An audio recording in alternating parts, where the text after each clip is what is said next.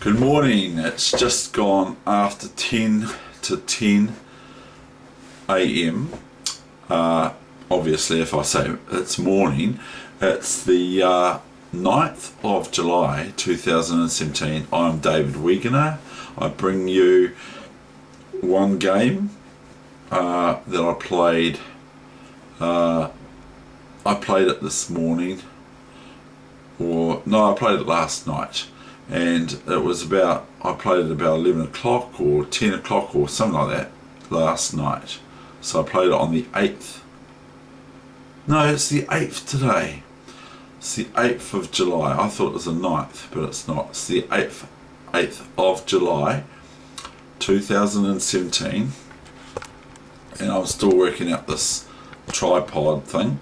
And the thing is my camera seems to keep going out of focus, so I hope you can bear with it. I keep looking into Google and all that sort of thing for my camera, what I can do about it, but it seems to be on autofocus and something causes it to reiterate itself until there's a movement in front of it or something that corrects it. I don't know.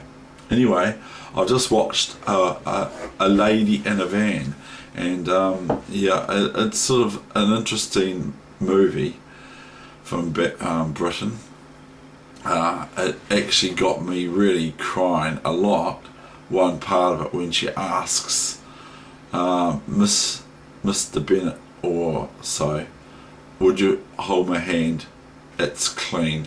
And I just burst into tears. It was just so lovely because it reminds me of mothers, or my mother. I mean, my mother is obviously she's 91 now, and she's been through a lot. She came from Holland, and anyone who can do the math can work out where she's been when she was in Holland, when she lived in Holland, what the Dutch people had to put up with. But that's all over now. But the thing is that there are memories that she has of that. So, like, I found that movie quite interesting, the way it peeled back the layers, or the onion layers, and that it continued. It continued on from a really odd situation at the start to unfolding into quite a gem of a movie. So anyway, it's not everyone's cup of tea though. So anyway, what is Kiwi up to today? What is Kiwi up to today? Hang on. What day is it today? Oh, it's the 8th of July, isn't it?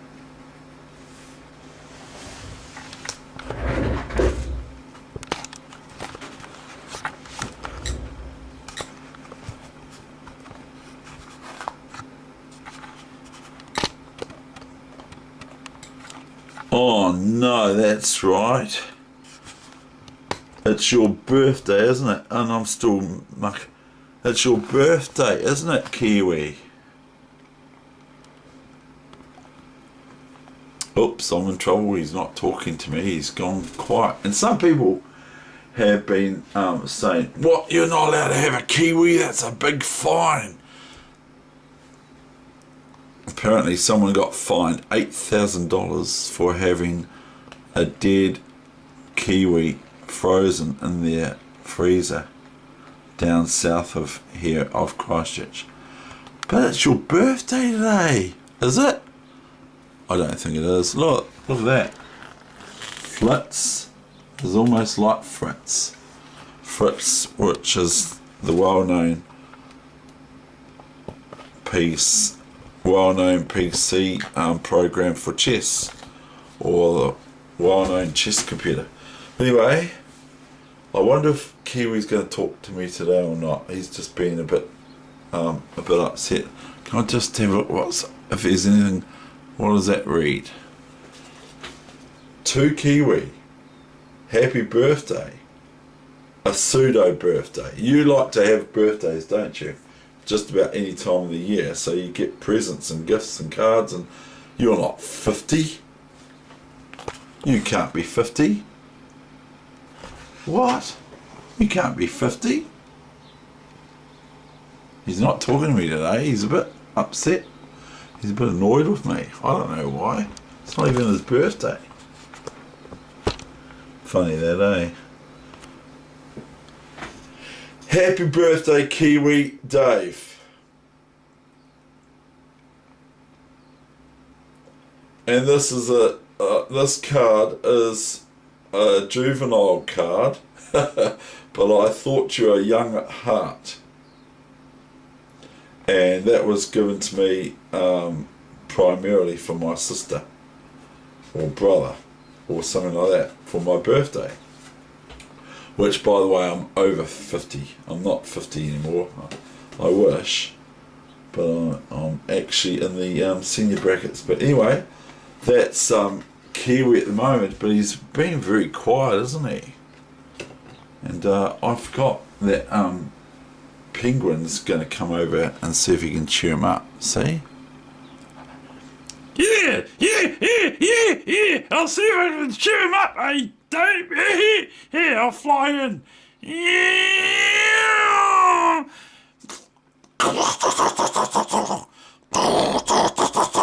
No, we're not going to get into that, sorry, Penguin. Yeah, well, I can't do that, Dave. It was a pseudo birthday for me today, and so anyway, I'm glad to see Kiwi has now got his real true friend. Oh, must have been drinking too much again. Oops, I haven't been doing any drinking, Dave, really, seriously. I haven't drunk any of your fresh up out of your fridge. What? You still know there's fresh up in the fridge still, do you? No. I know what's been going on. Anyway, we better get on with the game, eh? So,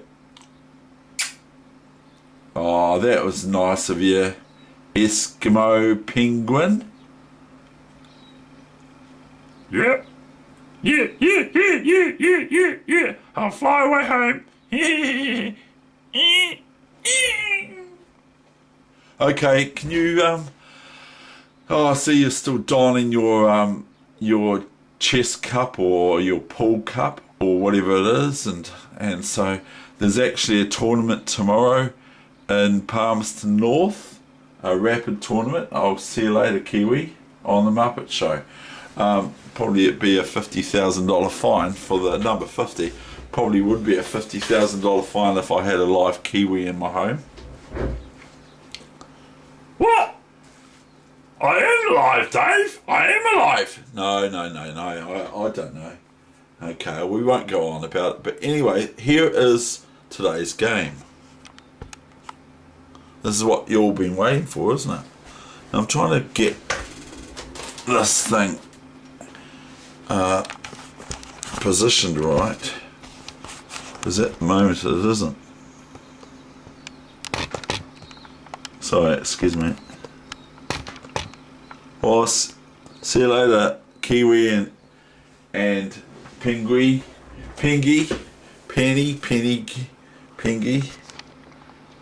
Okay, Dave. Yeah. I'll see you later, Dave. See you later. Yeah. No, I don't know. I try.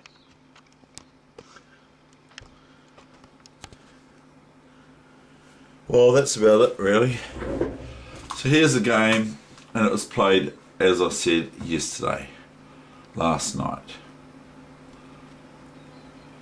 And similar rating to my rating. So we have the Caracan, and I play the advance. Now, what I find about the Caracan is white allows black to get this white squared bishop out, which they could just take the knight, of course, and that's the thing.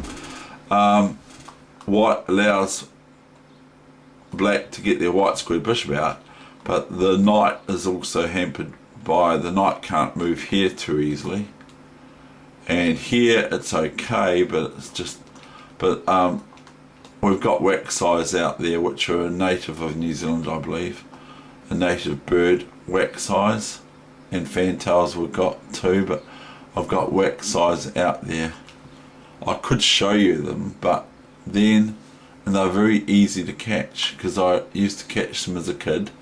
See, there you go, I could get in trouble for saying that. But I used to catch them as a kid, because they were just, you just put a bit of bread in the bird cage with the door open, and you have a bit of string there. And I have some memories of doing that, trying that with blackbirds, they actually like starlings or blackbirds, they actually really like red, just meat. And I had some meat underneath a box with a stick holding the box up, and all the, nothing new under the sun, is there? Because other kids have done this.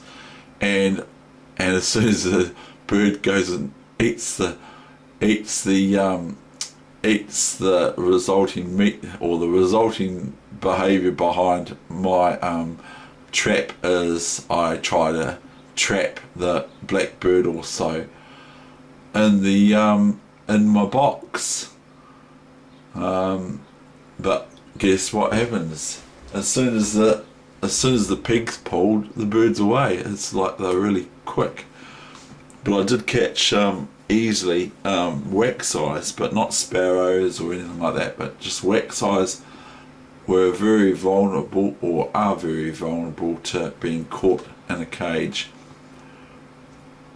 because they just are they're quite trusting anyway. Well, we're going on about this game, aren't we? What I find with people that play the Caracan is, I can understand why, but they end up playing c5 eventually.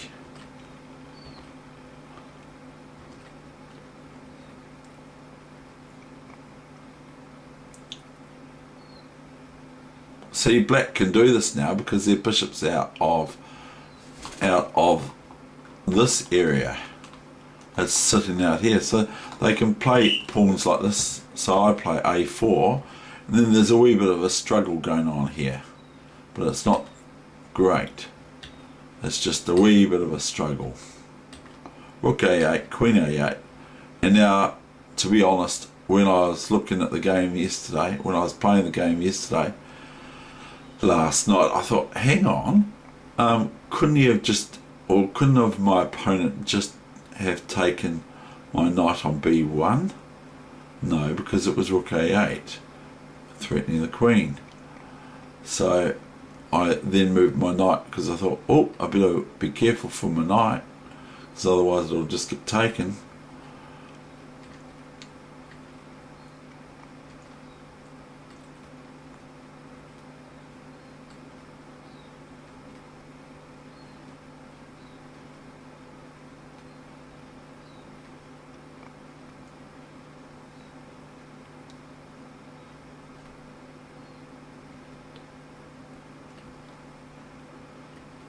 Let's get rid of my beds. Black squared bishop. King takes. Queen check. King e8. Rook b1. I'm actually trying to find something here. It's not exactly the greatest position in the world. Rook h6. I watched the Magnus Carlsen program of him being interviewed, not by Google, but Google was Gary Kasparov, but like not the one where he's, yeah, that's right, he's not in the movie, he's just been interviewed. And like, I found for myself, if I was sitting up on a stage, just in a wee little sort of like a kitchen dining room seat is what I would call it, then I would feel a bit sort of like a little bit nervous about the position, or I don't know, something about the body language, or it just didn't seem comfortable, the setup, or that they were thinking about him in regards to making him comfortable. I would feel on edge with what he was in the position. He was sort of seated in an obscure sort of a fashion. Now, this is what happens. Rook takes e4. Now I think, well, black can probably play gf6 here instead of rook e4. And actually I'm just thinking now, I missed something here. I missed this move here.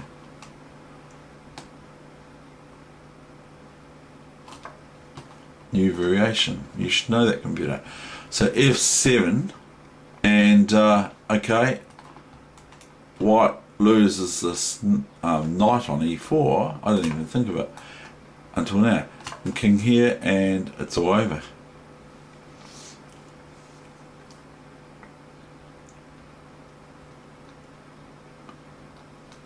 So anyway, I didn't play that. I played bishop e4. Knight f6, bishop f3, still quite good. Knight h4, bishop e2, queen c6, obvious threat of queen g2 checkmate,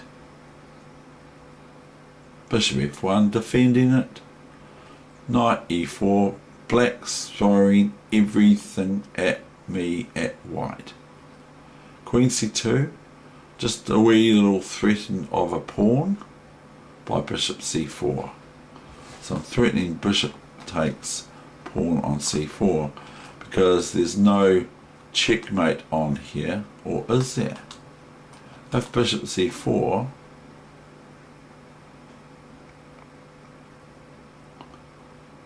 doesn't white just get met with queen c2, knight f5.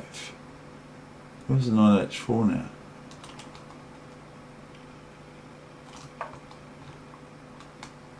Okay, alright.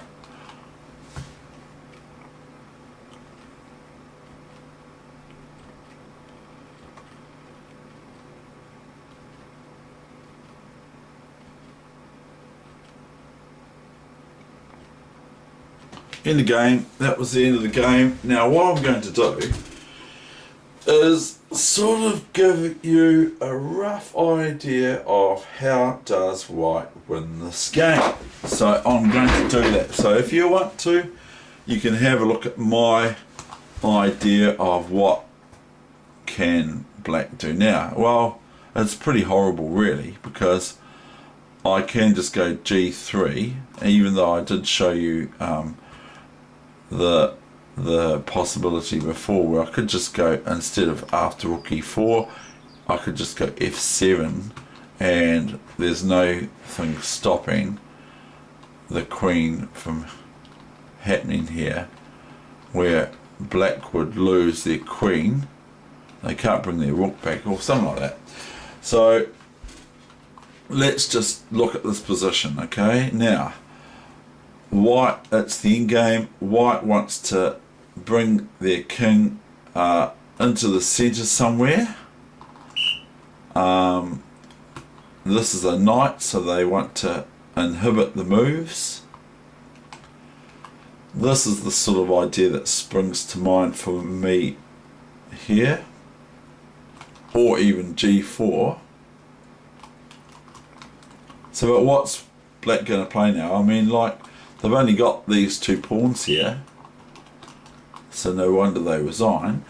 They've only got these two pawns here, and whereas white's got 3 pawns, and these 2 pawns are doubled and they're just isolated sort of thing, even though they're together but they're in front of each other, so one has to move before the other one can move, and so on.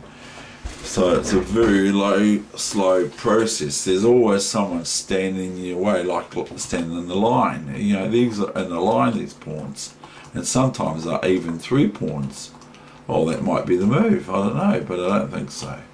But what I would try to do for white is, you can do, there's not many moves to make for black that are silly, but white can even just go here. Okay, and let's just do that for fun. Okay, let's just do this. Okay, we'll fix white's pawns, black's pawns up for them.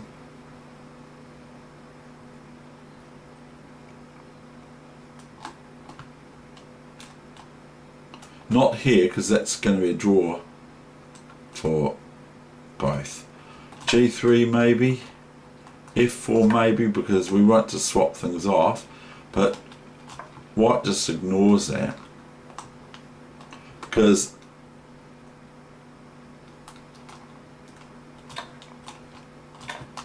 maybe king takes.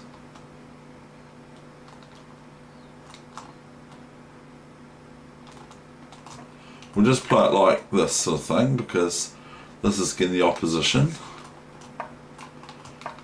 Now our scheme here is to get the pawn to G6 and then play H6, something like that. So we'll get the king to G6, king G3. So we'll just do this sort of thing, king here, G5, king here, king here. Now don't see that as if I'm showing you the correct moves here.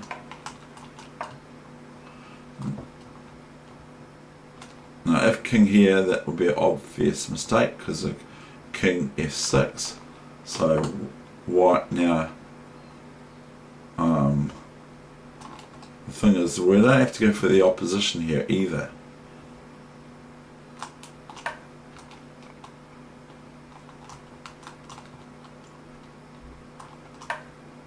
Here, and we clearly win. Okay, real quickly.